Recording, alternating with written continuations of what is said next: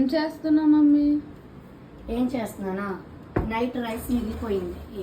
అది మీకు మజ్జిగ అన్నం కానీ పెరుగన్నం తినమంటే మీరు తినరు. మాకొద్దు, టిఫిన్స్ కావాలంటారు. సో ఈ రైస్ అంతా మిగిలిపోయిన రైస్ని వేస్ట్ చేయడం నాకు ఇష్టం లేక, అసలు రైస్ కాస్ట్ చాలా ఎక్కువగా ఉంది కదా. అప్పట్లో మా మమ్మీ వాళ్ళు మిగిలిపోయిన రైస్తో ఒక అంటే ఒడియాల్ టైప్లో చేసేవాళ్ళు అనమాట. సో అదైతే నేను చేస్తున్నాను, ఫస్ట్ టైం చేస్తున్నాను. మీరు టేస్ట్ చేయండి, బాగుంటుంది. సో దానికైతే ఎక్కువ అవసరం లేదు. ఈ రైస్, పచ్చిమిర్చి వేసుకొని కొంచెం సాల్ట్ వేసుకొని, సాల్ట్ దానికి సరిపోయినంత లైట్గా సరిపోతుంది. సో వేసుకున్న మొత్తాన్ని ఇలా పెట్టుకొని మనం మొత్తం గ్రైండ్ చేసేసుకోవాలి. అది మనం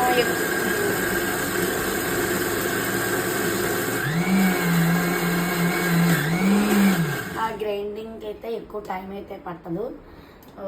మరీ స్మూత్గా కాకుండా కొంచెం మరుగ్గా రుబ్బుకున్నా బాగానే ఉంటుంది. చాలా క్రంచీగా ఉంటుంది. మా చిన్నప్పుడు చాలా ఇష్టంగా స్నాక్స్ పప్పుచారు చేసుకొని ఇది నంచుకొని తింటే సూపర్గా ఉంటుంది.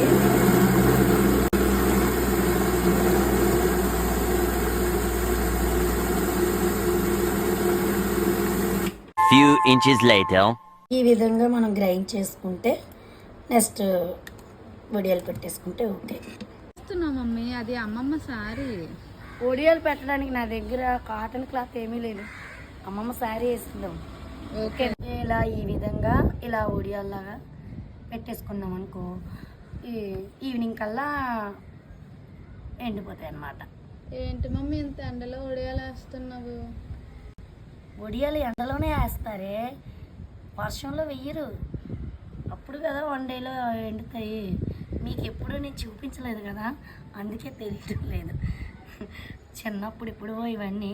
సో ఈ మధ్య కాలంలో అయితే నేను ట్రై చేయలేదు. అబ్బా, కంప్లీట్ అయితే అయిపోయింది పెట్టడం. ఓకే. 3 hours later.